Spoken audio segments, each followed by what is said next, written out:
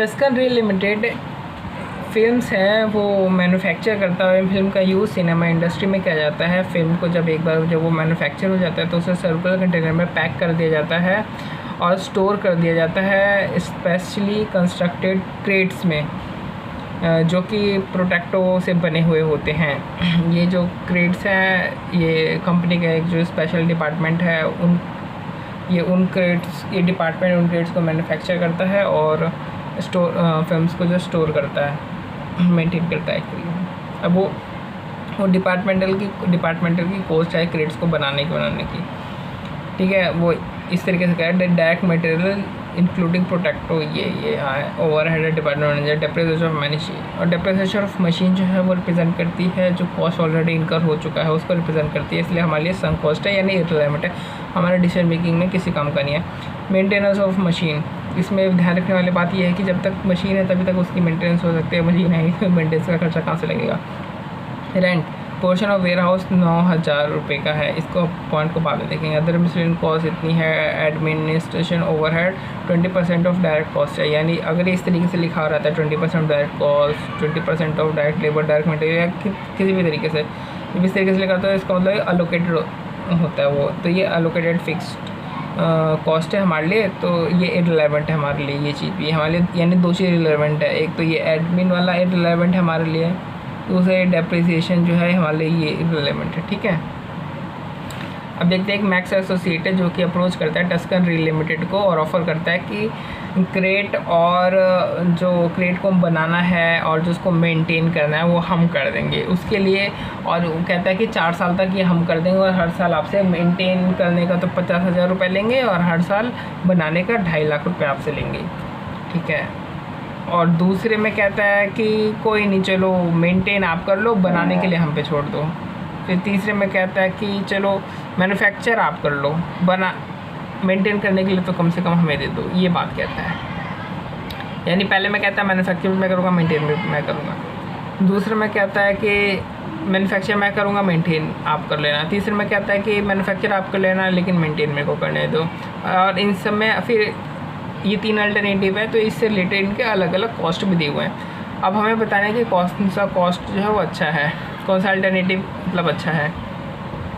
तो भैया ये चीज़ करने के लिए तो हम एक ही चीज़ कर सकते हैं, हम आउटफ्लो को तीनों अल्टरनेटिव्स के जो आउटफ्लो है उसके उनके इनफ्लो से जो है वो कंपेयर करना पड़ेगा हमें, तभी पता चलेगा तीनों में से कौन सा अल्टरनेटिव हमारे लिए अच्छा बेहतर है, ठीक है। तो देखो ये हमारी कॉस्ट है, इससे रिलेटेड तीनों अल्टरनेटिव्स में क्या क्या दिया हुआ है उस हिसाब से कर लेते हैं। तो पहले हम करते हैं आउटफ्लो देखते हैं। तो आउटफ्लो में सबसे पहले तो कहता है कि मेंटेन भी मैं करूँगा, और पहला अल्टरनेटिव में कहता है मेंटेन भी मैं करूँगा और उसको मैन्युफैक्चर भी मैं करूँगा। तो 3 लाख, क्योंकि 3 लाख गुणा 4 साल का कॉन्ट्रैक्ट है, तो क्योंकि 2.5 लाख मैन्युफैक्चर करने के, 50,000 मेंटेन करने के, तो 3 लाख हो गए, और 4 साल के लिए काम करेगा तो 12 लाख रुपए पहले अल्टरनेटिव में कंपनी को देने पड़ेंगे मैक्स को। दूसरे अल्टरनेटिव में ये कहता है कि जी मैन्युफैक्चर मेरे को करने दो, मेंटेन आप कर लेना। तो अगर जो टस्कन है वो मैक्स को मैन्युफैक्चर करने के लिए देती है 4 साल के लिए, तो 2.5 लाख 1 साल का, और 4 साल के लिए उसको 10 लाख देने पड़ेंगे। तीसरे में कहता है कि मैन्युफैक्चर आपको लेना, मेंटेन मेरे को करने दो। अगर टस्कन मैक्स को मेंटेन करने के लिए 4 साल के लिए देती है कॉन्ट्रैक्ट, तो 50,000 का मेंटेनेंस का आता है 1 साल के लिए, तो 4 साल के लिए आएगा 2 लाख रुपये। तो ये हमारा आउटफ्लो हो गया, ठीक है। फर्स्ट अल्टरनेटिव में 12, सेकंड में 10, थर्ड में 2 लाख रुपये। अब हम इनफ्लोज को देखेंगे कि हमारे या सेविंग्स या हमारे क्या क्या होगा। सबसे पहले हम देखते हैं डायरेक्ट मटेरियल, इसमें इंक्लूडिंग प्रोटेक्टो लिखा हुआ, तो हम इसको अलग अलग कर देंगे, मटेरियल प्लस प्रोटेक्टो। अब हम देखेंगे मटेरियल प्रोटेक्टो के बारे में क्या क्या बोल रखा है इनफ्लोज में, मतलब आगे अलग अलग अल्टरनेटिव्स में। पहले अल्टरनेटिव में तो इधर प्रोटेक्टो के बारे में कुछ जानकारी दी हुई है।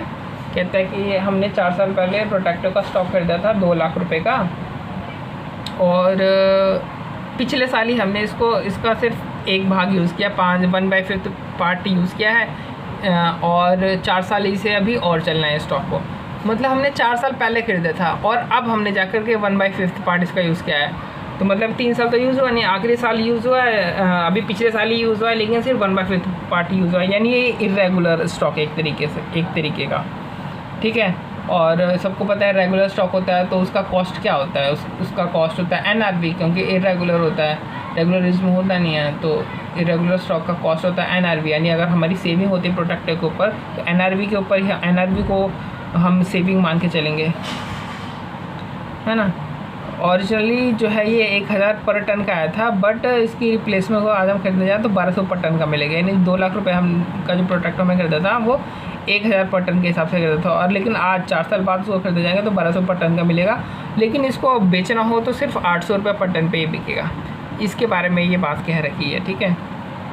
बाकी प्रोडक्ट और उससे रिलेटेड कोई है नहीं कि कितना यूज़ होना कितना यूज़ नहीं होना, तो यहाँ पे कुछ नहीं बोल रखा है। तो हम बाय डिफ़ॉल्ट ये मान करके चलेंगे कि प्रोडक्टो जो पहला अल्टरनेटिव है जिसमें ये मैक्स को मैन्युफैक्चर मेंटेनेंस दोनों दे देगा, तो इसमें जो टस्कन है इसको डायरेक्ट मटेरियल का कोई यूज़ नहीं होगा, यानी मटेरियल का भी कोई यूज़ नहीं होगा, इसको प्रोडक्टो का भी कोई यूज़ नहीं होगा, ठीक है, पहला अल्टरनेटिव में।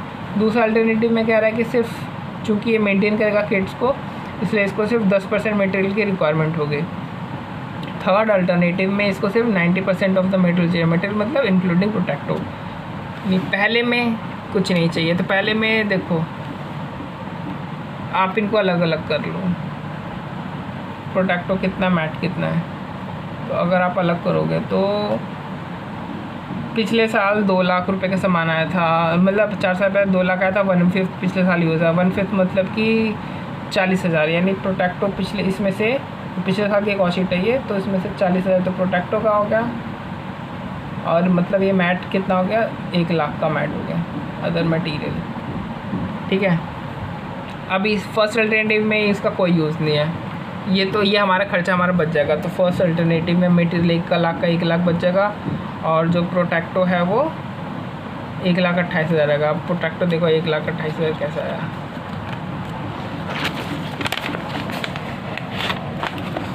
$40,000 हमने पिछले साल यूज़ किया था, 160 बचा, 1000 रुपये के हिसाब से खरीद किया था, यानी कितना टन हमारे पास बचा हुआ है, भी 160 टन बचा होगा, 160 टन बचा होगा।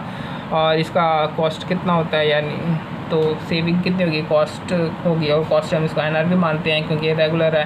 तो अल्टरनेटिव 1 में हमारे जो सेविंग होगी वो 160 टन इंटू 800, 1,28,000 की, यही इसमें दिखा रखी है। कहाँ गई 1,28,000 ये रहा।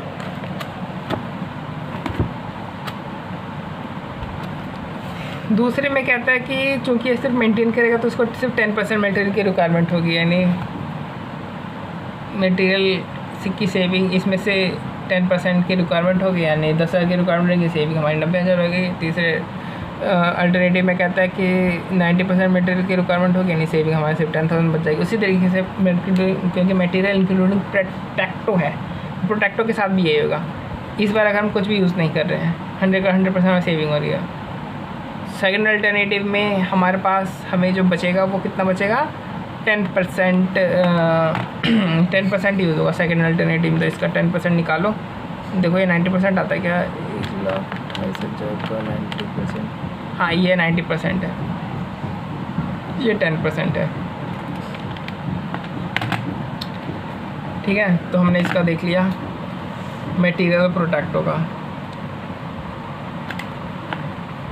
फिर हम आते हैं डायरेक्ट लेबर की। तो डायरेक्ट लेबर के बारे में फर्स्ट अल्टरनेटिव में क्या कह रखा है, कहता है कि अगर डिपार्टमेंट क्लोज कर दिया जाए तो मैनेजर है उसको अंदर डिपार्टमेंट में ट्रांसफ़र कर दिया जाएगा, एंड मैनेजर की कॉस्ट तो फिर भी इनकर होगी अगर डिपार्टमेंट बंद करते हैं, हम मैन्युफैक्चरिंग बंद करते हैं तो भी। लेकिन जो लेबर फोर्स है, अब ये डायरेक्ट लेबर के बारे में यहाँ पे बात कर रहा है कि जो लेबर फोर्स है उसे हमें टर्मिनेट करने के लिए 15,000 रुपये कंपनसेशन पे करना पड़ेगा। यानी फर्स्ट अल्टरनेटिव में 1 लाख रुपया जो है वो हमारी कॉस्ट तो नहीं आएगी, लेकिन कंपनसेशन की कॉस्ट 15,000 रुपये ज़रूर आएगी। सेकेंड अल्टरनेटिव में वो कहता है कि 5,000 रुपये कंपनसेशन देना पड़ेगा, क्योंकि एक लेबर जिद्दी था तो उसे हमें भगाने के लिए 5,000 रुपये देने पड़ेंगे। सेकेंड अल्टरनेटिव में कहता है कि लेबर फोर्स जो है वो काम करती रहेगी। तो लेबर के बारे में देख लेते हैं। 85 का 85 तो लेबर फोर्स क्या 1 लाख रुपए का लेबर फोर्स था, लेकिन 15,000 रुपये हमें कंपनसेशन देना पड़ता है क्योंकि सारे के सारे लेबर जिद्दी थे, तो 50,000 की सेविंग हो गई। लेकिन दूसरे में कह रहा है कि सेविंग सिर्फ, क्योंकि दूसरे में कह रहा है कि सारे के सारे लेबर ही जिद्दी थे और इस बार सिर्फ एक लेबर जिद्दी नहीं था, तो हमारी सेविंग कितनी हुई? सिर्फ एक लेबर को हमारी सेविंग 1 लाख तो इसमें यूज़ हो गए। सारे लेबर जिद्दी थे, उनको सबको पैसे देते, बस एक बंदा था वो पैसे नहीं मांग रहा था, तो हमारे सिर्फ उस बंदे का पैसे बचे। थर्ड लेटर में तो लेबर फोर्स यूज़ हो ही रही है। यहाँ पे क्या कह रहा है? यहाँ पे कह रहा है कि ओनली वन वर्कर, कह रहा है कि सिर्फ एक ही वर्कर को निकाला जाएगा सेकेंड अल्टरनेटिव में, है ना। तो बाकी को जिद्दी थे, निकाला गया ही नहीं, तो बाकी की लेबर लग गई। सिर्फ एक ही को निकाला गया, उसको 5,000 रुपये दिया गया। सिंपल से कह रहा है यार, ज़्यादा दिमाग मत लगाओ। लेबर की इसमें कह रहा है सेविंग जो है वो 5,000 होगी पर एंड सेकेंड अल्टरनेटिव। फिर हम आते हैं इसके ऊपर डिपार्टमेंट मैनेजर के ऊपर। तो डिपार्टमेंट इधर तो हमने पहले पढ़ लिया। तो डिपार्टमेंट मैनेजर कह रहा है कि फर्स्ट अल्टरनेटिव में अगर डिपार्टमेंट बंद भी कर देते हैं तो भी डिपार्टमेंट मैनेजर की कॉस्ट लगेगी क्योंकि उसको अंडर डिपार्टमेंट में ट्रांसफर कर दिया जाएगा। सेकंड में कहता है डिपार्टमेंट मैनेजर डिपार्टमेंट में रहेगा। फिर इसमें भी थर्ड में भी कह रहा है डिपार्टमेंट मैनेजर डिपार्टमेंट में रहेगा। इन्हें जो डिपार्टमेंट मैनेजर है उसकी सेविंग बिल्कुल नहीं होगी, इसलिए हमने डिपार्टमेंट मैनेजर यहाँ पे लिखा ही नहीं क्योंकि उसकी सेविंग ही नहीं होगी। फिर आते हैं हम मशीन की डेप्रिसिएशन के ऊपर। तो ये तो संक कॉस्ट है इसका, ये तो इररिलेवेंट है। फिर आता है मेंटेनेंस ऑफ मशीन। 1 मिनट रुक जाओ। तो मशीन की जो मेंटेनेंस है वो डिपेंड करती है एग्जिस्टेंस ऑफ मशीन की। तो पहले हम देखते हैं कि कौन से अल्टरनेटिव में मशीन की एग्जिस्टेंस है, कौन से अल्टरनेटिव में नहीं है। तो इस वाले अल्टरनेटिव में तो मशीन कह रहा है कि बेच दो, अभी 50,000 रुपये मिल जाएगी। दूसरे में कह रहा है कि मशीन की ज़रूरत नहीं है, तीसरे में मशीन की ज़रूरत है। तो फर्स्ट अल्टरनेटिव में मशीन बेच दो, सेकंड में ज़रूरत नहीं है, तीसरे में ज़रूरत है, तो हमने बेच दिया। लेकिन जब मशीन है तब तक मेंटेनेंस का खर्चा आएगा, तो मेंटेनेंस का खर्चा ये देखो, तीसरे साल में मशीन है तो मेंटेनेंस भी नहीं है।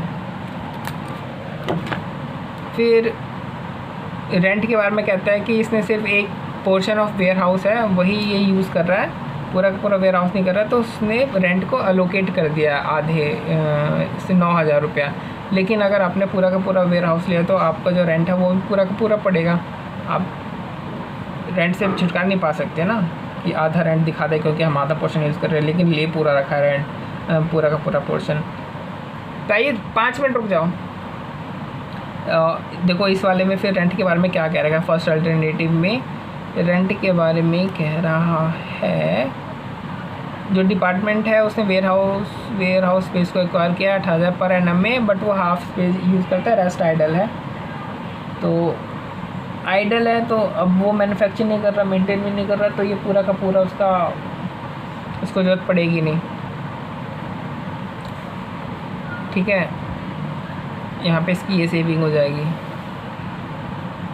इसकी वेयर हाउस के बारे में ये कह रहा है कि यहाँ पे सेकंड में कि यहाँ पे वेयर हाउस की ज़रूरत पड़ेगी सेकंड में। थर्ड में कह रहा है कि थर्ड में भी ज़रूरत पड़ेगी, सिर्फ फर्स्ट में जो है वेयर हाउस की ज़रूरत नहीं पड़ेगी। तो वेयर हाउस से जो सेविंग होगी सिर्फ फर्स्ट में होगी क्योंकि सेकंड में भी वेयर हाउस की ज़रूरत है, थर्ड में वेयर हाउस की ज़रूरत है, फर्स्ट में वेयर हाउस की ज़रूरत है, तो 18 का 18,000 इसको बच जाएगा। फिर आता है अदर मिसलेनियस कॉस्ट के बारे में। फर्स्ट में कुछ नहीं कह रहा था, तो हम मान के चलेंगे कि अदर मिसलेनियस कॉस्ट जो है इनकर नहीं होगी। सेकंड में कह रहा है कि अदर मिसलेनियस कॉस्ट जो है 18% से कम हो जाएगी, 18% की सेविंग होगी, मतलब 80% की सेविंग होगी और इसमें 20% की सेविंग होगी। तो फर्स्ट वाले में जो अदर मटेरियल कॉस्ट है वो पूरी की पूरी उसकी सेविंग होगी, सेकंड में 80% की सेविंग होगी, थर्ड में सिर्फ 20% की सेविंग होगी। ठीक है, अब हमने सारे का सारा पोर्शन देख लिया क्योंकि एडमिन अब तो इलेवेंट है, तो ये तो हमने देखना नहीं, तो हमने सब कुछ देख लिया, सारे का सारा कवर हो गया इसमें जितने भी पॉइंट्स थे सारे के सारे। लेकिन इसमें जो 2 चीज़ें हैं, मशीन वो हम हर साल हम बेचेंगे नहीं, तो वन टाइम इसमें सिर्फ सेविंग होगी। प्रोटेक्टो में भी जो है इसमें सिर्फ प्रोटेक्टो की वन टाइम ही सेविंग होगी क्योंकि एक ही बार तो बेच सकते हैं प्रोटेक्टो को। तो